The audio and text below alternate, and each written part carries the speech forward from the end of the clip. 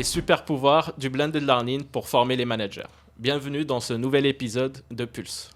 Alors c'est quoi le blended learning? Il y en a qui donnent la définition d'un mélange entre le présentiel et le digital.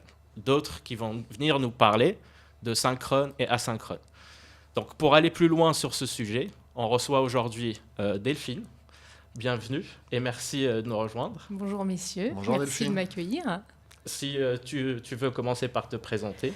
Oui, bien sûr. Donc Delphine Berck, moi je suis consultante. J'accompagne les entreprises en mode conseil, tout ce qui touche au management et à la relation client.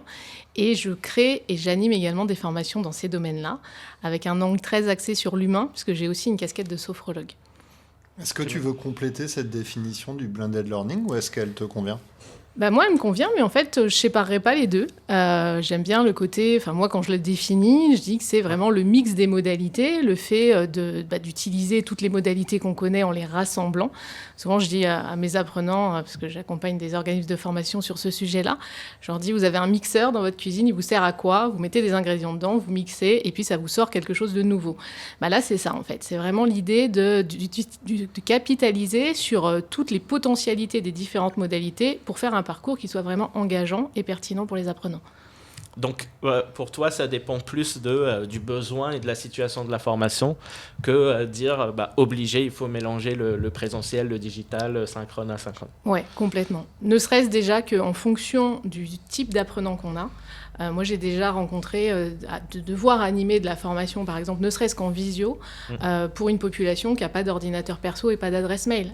Typiquement, là, ça ne marche pas. Avoir 5 personnes derrière un ordi sans caméra, c'est compliqué. Ouais. S'ils ne sont pas connectés, tu n'as pas d'adresse mail pour les joindre. En fonction du type d'apprenant, parfois, le blended learning, ça va être difficile. Mais du coup, comment tu décides des modalités? Donc, comment ça se passe? Par exemple, moi, je suis une entreprise, je te dis, j'ai cette équipe à former. À quel moment ou qu'est-ce qu'il te faut comme information pour dire je vais faire que du présentiel ou que du digital ou les deux, ou ça va être du virtuel, ça va être... En fait, ça va dépendre de l'analyse des besoins. Comme tu l'as dit, si tu es une entreprise, le premier pas, c'est de se rencontrer, de faire l'état des lieux de comment ça fonctionne chez toi. Si jamais on a des managers qui font déjà du télétravail, du management hybride ou ce genre de choses, forcément, ils maîtrisent la visio, ils ont un ordinateur, c'est beaucoup plus simple. Maintenant, si tu me dis, je sais pas, moi j'ai déjà eu le cas des managers dans l'industrie, ceux en tout cas que j'ai formés, ça veut pas dire que dans l'industrie ils sont tous comme ça évidemment, mais en tout cas là c'était vraiment des hommes de terrain quoi. Ils avaient limite même pas un ordi pour faire leur travail de manager. Donc là typiquement ça sert à rien de proposer quelque chose qu'on sait irréalisable dès le début, on se tire une balle dans le pied. Par contre, quand on a des personnes qui ont les outils, là, c'est hyper pertinent à plein de niveaux parce que le blended va permettre de découper la formation. Et moi, je le vois parce que je fais les deux. Quand on fait de la formation de manager, le grand classique, les fondamentaux du management, par exemple, souvent, on le fait 2 jours consécutifs ou pas. On peut avoir une semaine, un mois d'écart. En fait, ils sortent, ils sont super contents. Mais quand ils retournent au boulot, ils sont accaparés par les 300 mails qui attendent dans la boîte mail, les collaborateurs qui sont restés quelques jours tout seuls. Et puis derrière, la formation, elle va être un petit peu efficace, mais sur le long terme, ça retombe vite en dessous des autres dossiers de la pile urgents, quoi. Alors qu'avec le blending, on va découper. Donc on va pouvoir, par exemple, utiliser toute la partie asynchrone, donc par exemple du e-learning ou des petites vidéos qu'on peut envoyer sur l'aspect théorique, où là, chacun va pouvoir le faire à son rythme. Celui qui connaît déjà, qui a déjà des bases, je sais pas, sur, admettons, le management situationnel, il va peut-être passer assez vite sur ce sujet-là. Celui qui va le découvrir va pouvoir prendre son temps. Là, un exemple encore que j'ai vécu la semaine dernière. J'avais 60 apprenants. C'était un séminaire, c'était pas de la formation. 4 équipes. J'avais une équipe où ils prenaient tous des notes. J'avais 3 équipes où personne n'a pris une seule note. Et ça, en formation, quand on a 7 heures sur une journée, si on a des gens qui prennent des notes, on ne veut pas les frustrer parce qu'ils ont besoin d'écrire pour apprendre. Et si à côté, on en a, 5 qui, eux, n'écrivent pas, ils sont là, ils attendent, qu'est-ce qu'elle attend, pourquoi on n'avance pas? Alors que toute la partie théorique, si elle est faite en asynchrone, chacun peut ingurgiter, j'ai envie de dire, le savoir à son rythme. Et par contre, sur la partie synchrone, on va capitaliser sur les échanges. Okay. Donc il y a une phase avant de partage plus ou moins de la théorie. Après, il y a le durant où là, c'est là où on va aller plus loin sur les sujets. Et après, il y a un après aussi pour des révisions ce qu'on appelle contrer la courbe de l'oubli, peut-être, ce genre de choses. Exactement. Alors après, c'est pas systématiquement un avant, un pendant, un après. Ça va vraiment dépendre des modalités de ce qu'on met en place. C'est pas aussi figé que ça dans le temps. Ouais. Mais moi, j'aime le fait de pouvoir dire, en effet, peut-être qu'on va déjà pousser des infos théoriques au départ. Ensuite, peut-être qu'on va se voir en présentiel. Et là, ça va vraiment être l'échange entre pairs, les mises en situation, les passages à l'action. Parce qu'on le sait, c'est ça qui fonctionne.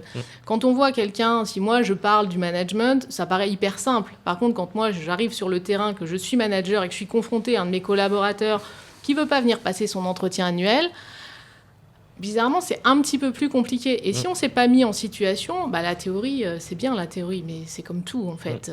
Ça reste de la théorie. Et donc, le présentiel va vraiment permettre le passage à l'action, de s'entraîner. Moi, je dis toujours, trompez-vous ici. Ici, vous pouvez tester et réessayer.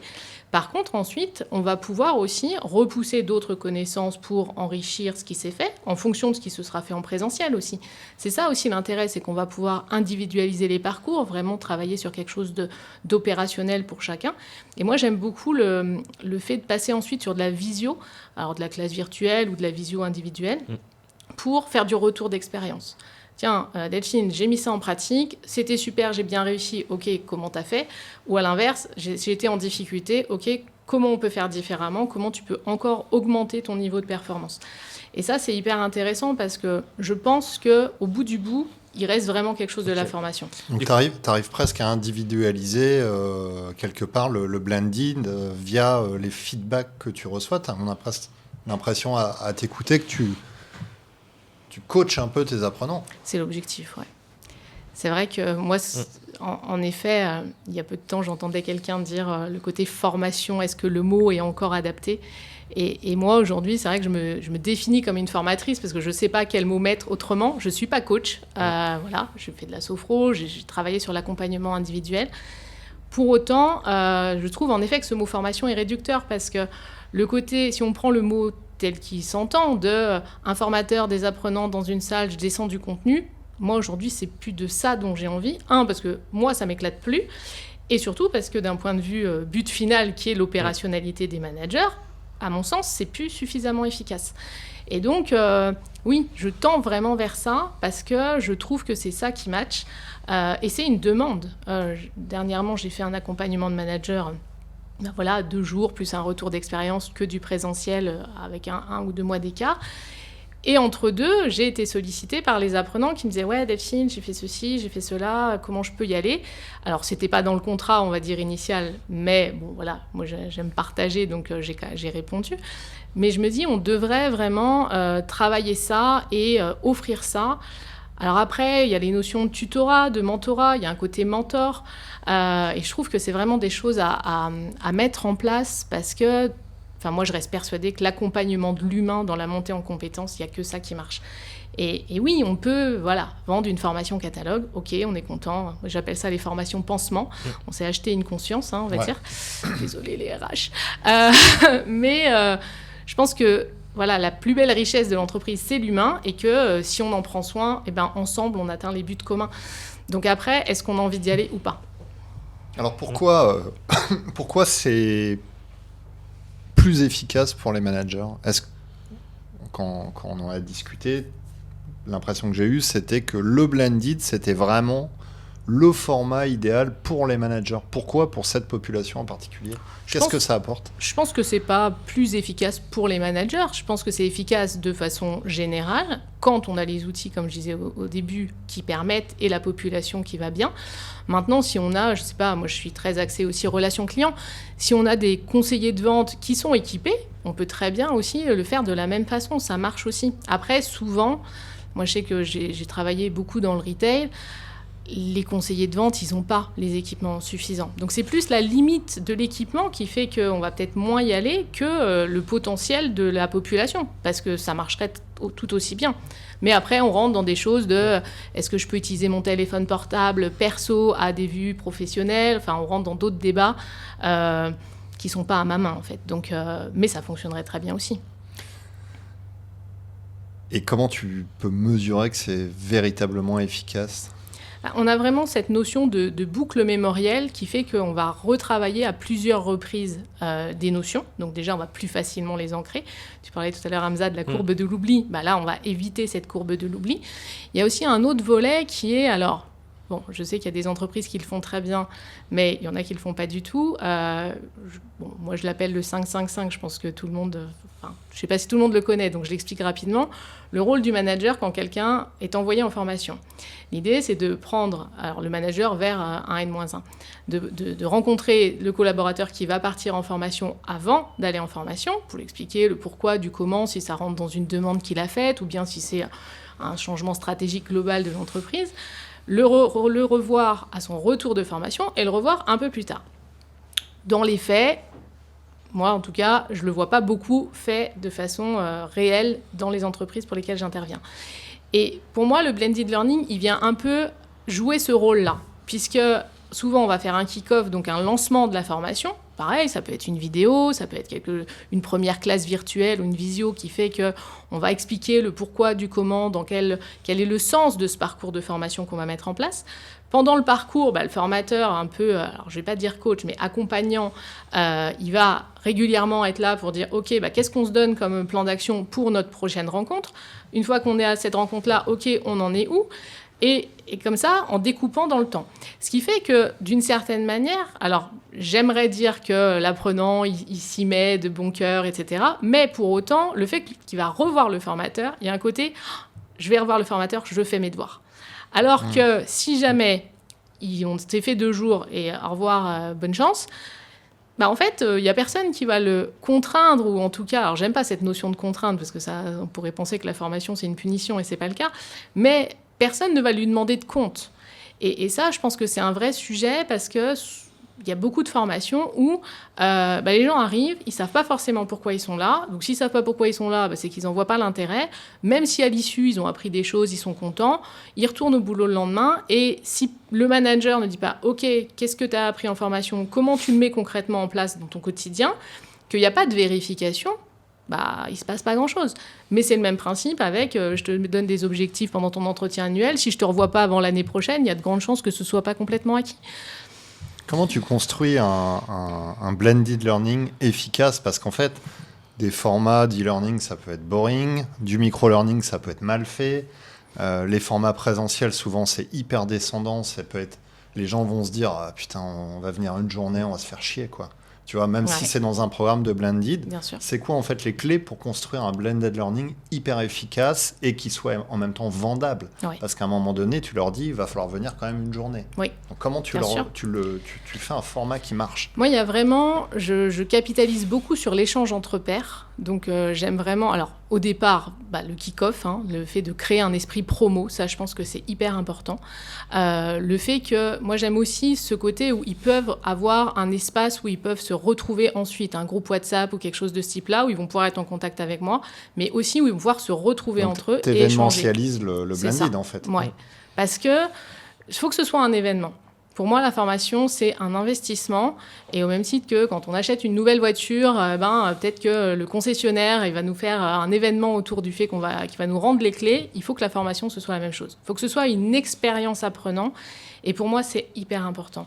Parce que ça démontre plein de choses. Une entreprise qui investit sur la formation comme ça montre l'engagement, ça montre l'importance que la formation a dans l'entreprise, ça montre la considération qu'on donne à ses salariés. Et pour moi, c'est quelque chose qui fonctionne. L'autre chose qui est aussi primordiale, c'est que ce soit porté par la direction et que ça descende jusqu'en bas. Parce que si c'est en théorie porté, mais que derrière, il n'y a pas d'exemplarité, ça marche moins bien. Là, quand on a une formation en présentiel, on a une journée ou 2 jours des fois. Blended, normalement, on est supposé avoir beaucoup plus que ça. Enfin, c'est dans la durée. Est-ce qu'il y a une durée moyenne, même si je sais ça dépend selon le sujet, si on parle de management par exemple, est-ce qu'il y a une durée moyenne de cette formation à la place de 2 jours de présentiel ? Ça devient quoi, plus ou moins, en blended ? J'ai pas de réponse toute faite parce que là encore, ça va dépendre des besoins. Moi, c'est vrai que j'aime le côté global de la formation, c'est-à-dire que par rapport au manager, qui est vraiment la population sur laquelle moi j'investis le plus, en fait, quand on démarre sur une formation, j'ai encore eu le cas il n'y a pas longtemps, format, fondamentaux du management, bon, très bien, classique. Et puis finalement, en creusant, j'ai des problèmes sur ma communication. Et puis finalement, moi, je suis hyper stressée. Et puis, je manque de confiance en moi quand je dois prendre la parole devant un peu plus que mes équipes.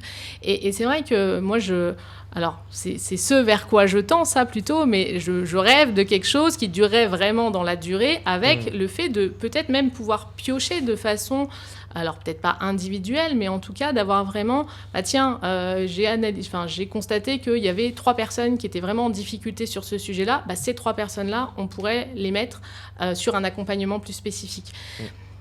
Après, voilà, il y a les rêves, ce dont je rêve, et la réalité. La réalité, en général, on va plutôt être sur 2 jours de présentiel. Sur l'asynchrone, ça dépend.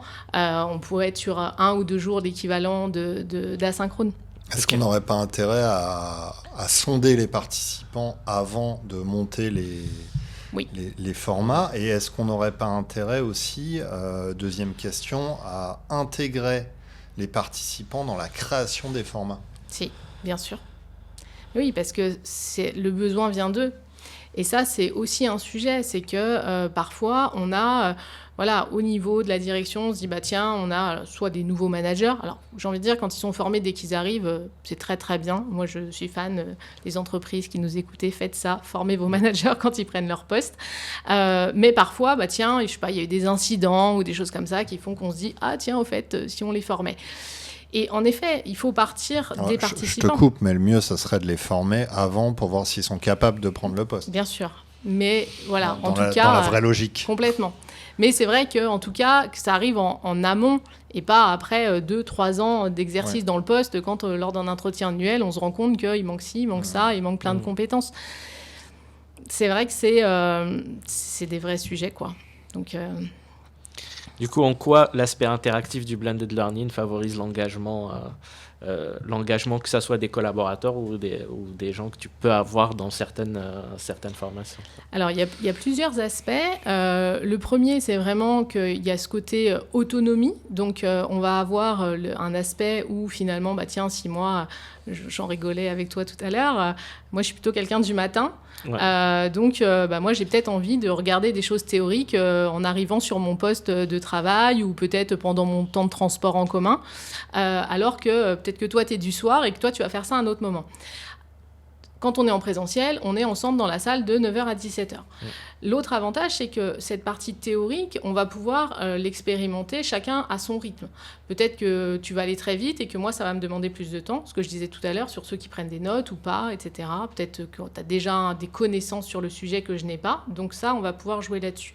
Donc ça, déjà, il n'y a pas de frustration par rapport à ça. Donc ça, c'est plutôt chouette. Ensuite, l'apprenant va pouvoir tester ses connaissances. Donc se dire...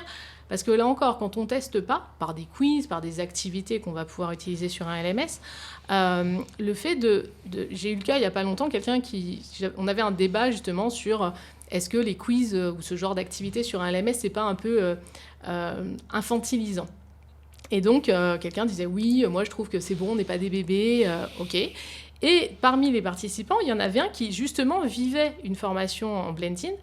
Et il dit, écoute, moi j'étais persuadée de ça aussi, et en fait je me suis rendu compte que quand je lis ou quand je regarde une vidéo et qu'ensuite j'ai un quiz, je suis persuadée que j'ai vraiment intégré le contenu. Mais quand j'arrive au quiz et qu'en fait je me gaufre, je me dis, non en fait, faut que je retourne voir le contenu, parce que j'avais l'impression d'avoir retenu, mais il y a plein de subtilités que j'ai pas acquises. Donc finalement je retourne au contenu et je reviens au quiz ou à l'exercice.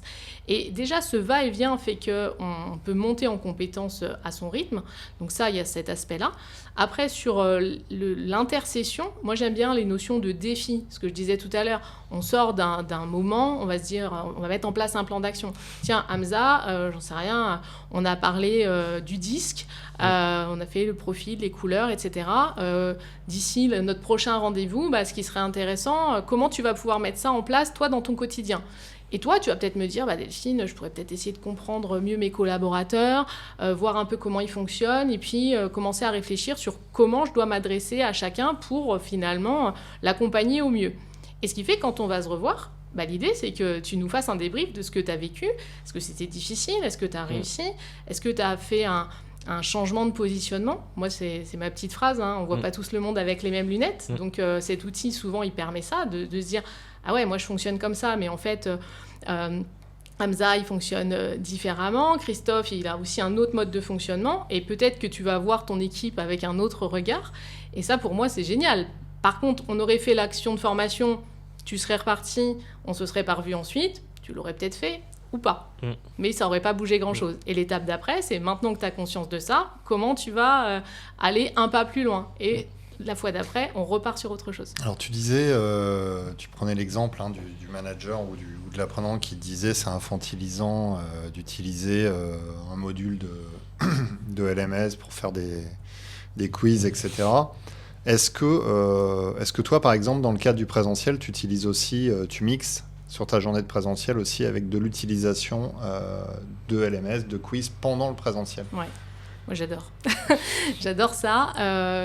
Souvent, je l'utilise... Alors, quand on n'est pas forcément dans un parcours en blended, bien que ça marche aussi, moi, souvent, je me sers de ces outils d'intelligence collaborative, ne serait-ce déjà qu'en icebreaker. Typiquement, s'il y a eu du contenu théorique poussé avant de se voir, c'est l'occasion déjà de vérifier comment ça va, de refaire des points je vois qu'il y a des manques, d'interroger le groupe, parce que peut-être que Christophe n'a pas été très sérieux, mais qu'Hamza a été studieux. Donc Hamza va pouvoir te redonner des infos, et là encore, tu capitalises et toi aussi. Donc il y a vraiment ce côté pédagogique qui est hyper intéressant. Et puis, sur le côté engagement des apprenants. Mais toi, tu es une grande fan de la pédagogie. Oui. Du coup, le blended, ça te permet aussi, quand tu réunis les gens, de travailler ça. Complètement. Les échanges. Moi, je sais que plus j'avance... Alors, redonne-nous la définition, parce que peut-être que tout le monde ne saura pas de quoi on parle. La pédagogie, c'est l'apprentissage entre pairs. Donc, c'est le fait vraiment de pouvoir... en fait, quand on forme des adultes, on part jamais d'une page blanche. Donc, on peut tous s'apporter. Et moi, j'aime ce côté de facilitatrice dans la formation. Des fois, moi, j'apporte... Enfin, je ne vais pas dire que j'apporte rien, mais c'est pas moi qui apporte. C'est, tiens, sur tel sujet, qu'est-ce que vous connaissez de ça ? Ah bah oui, mais moi, j'ai déjà vécu ça. D'accord, mais comment ça s'est passé pour toi ? Et finalement, les apprenants vont se nourrir les uns des autres. Ça a plein d'avantages. C'est que, ça renforce la confiance en eux et en leur pratique. Ça délie les langues parce que finalement, il y a des échanges. Donc, la formation est hyper vivante et hyper collaborative. Et ça, dans l'effet promo, c'est aussi quelque chose d'important parce que l'idée, c'est que une fois qu'ils sont sortis de la formation, que le parcours est terminé, ils continuent à échanger entre eux, parce que c'est ce qu'ils ont fait pendant la formation. Donc l'objectif, c'est qu'ensuite, ils puissent, alors que moi je ne suis plus dans la boucle, continuer à échanger entre eux, peut-être se faire des visios, aller déjeuner ensemble pour travailler sur des cas qu'ils ont pu rencontrer, parce que souvent les managers sont seuls. Et donc, quand on a créé un esprit promo, ils peuvent se revoir dans le temps, échanger sur leurs difficultés, peut-être même se dire, maintenant, on se rend compte qu'on aurait besoin de gaper autre chose sur un sujet, et c'est peut-être une demande collective auprès des RH qu'ils n'auraient pas fait s'ils étaient chacun dans leur coin. Parce que ça aussi, c'est un sujet. Des fois, on me dit, ouais, mais bon, sur ce sujet-là, je ne suis pas à l'aise, mais... Si j'en parle, est-ce que ça ne va pas me décrédibiliser ? Est-ce que ça ne veut pas dire que je ne suis pas légitime dans mon poste ? Et ça, c'est un vrai sujet, parce que avouer qu'on a une difficulté, est-ce qu'à un moment, ça ne va pas être utilisé contre moi ? Donc ça, c'est un vrai levier d'engagement, le fait que les managers se rencontrent. Tu crées une communauté aussi, donc ça joue aussi sur la motivation des apprenants, même dans leur travail quotidien pour la suite, parce que, comme tu le disais, tu parlais du retail. Dans le retail, tu as des gens qui sont éclatés un peu partout sur le territoire, qui ne se voient jamais. C'est ça. Ou peut-être sur un séminaire une fois par an, ils ne se connaissent pas. Là, ça permet de les réunir, de créer du lien. Et ça, c'est la base de l'engagement en entreprise. Donc, c'est un vrai levier, en fait. Et le deuxième effet qui se coule, j'ai envie de dire, c'est qu'ils ont des pratiques communes. Donc, vis-à-vis de leurs équipes, ils marchent d'un même pas. Ouais. Et ça, c'est aussi hyper intéressant dans l'entreprise parce que quand il y a trop de différences dans les façons de manager, que les valeurs sont soit pas incarnées, soit pas incarnées de la même façon, ça crée des discordances. Et donc, au niveau de l'engagement des salariés, on peut avoir oui, mais bon, on nous demande si, mais eux, ils ne le font pas, etc. Que là, ils prennent conscience de l'importance de leur positionnement, de leur posture. Et l'idée, c'est qu'ils l'apportent d'une façon commune. Donc, ça a des effets positifs aussi au niveau de leurs collaborateurs. Top. On va passer à la séquence quiz. On peut passer à la séquence quiz. Top. Allez, 10 questions 45 secondes. Je commence. Si je te dis formation en ligne, révolution ou simple mode? Révolution. Pause café, véritable pause ou meilleur moment pour réseauter? Je peux vraiment pas dire les deux. Bon, meilleur moment pour réseauter. Apprendre en jouant, révolution ou récréation? Révolution. Auto-formation sur YouTube, démocratisation du savoir ou bricolage de connaissances? Démocratisation du savoir. Les robots remplaceront-ils les formateurs, oui ou non? Non, jamais. Formation obligatoire en entreprise, motivation ou punition? J'espère motivation. Mais est-ce que tu penses? Ça dépend comment c'est porté. Parfois, c'est peut-être punition. Mais j'avais le droit qu'il y ait une réponse. Auto-formation, autonomie ou isolement? Autonomie. La formation, un investissement ou une dépense? Un investissement. Et les soft skills, indispensables ou juste un terme marketing? Indispensable. La France est-elle un modèle de formation continue? Oui ou non? Un modèle J'espère. On prend ça pour un oui, du coup. On va dire en théorie oui, après en pratique, je suis un peu moins convaincue. Delphine, pour finir, comment tu te formes toi au quotidien? Alors, un peu de différentes façons pour tout ce qui va être nouveaux outils, pour tout ce qui touche à des savoirs assez généraux. J'ai envie de dire que je vais plutôt utiliser Internet, des bouquins, des formations en ligne. Comme ça, je peux les faire à mon rythme. Donc ça, moi, j'aime bien faire ça quand j'ai envie. Par contre, pour tout ce qui va être vraiment plus spécifique en lien avec le développement de mes compétences professionnelles, là, je vais rechercher des experts. Je suis très exigeante, donc je passe souvent plus de temps à trouver la bonne personne que le temps que je vais passer réellement en formation. Mais là, par contre, j'y vais les mains dans les poches parce que l'idée, c'est vraiment que je puisse prendre tout ce qu'on peut me donner et donc je ne veux pas avoir d'a priori. Donc en fait, j'utilise tous les moyens qui sont à notre disposition et je me fais un peu mon propre blended learning à moi. Merci beaucoup Delphine. Merci à vous.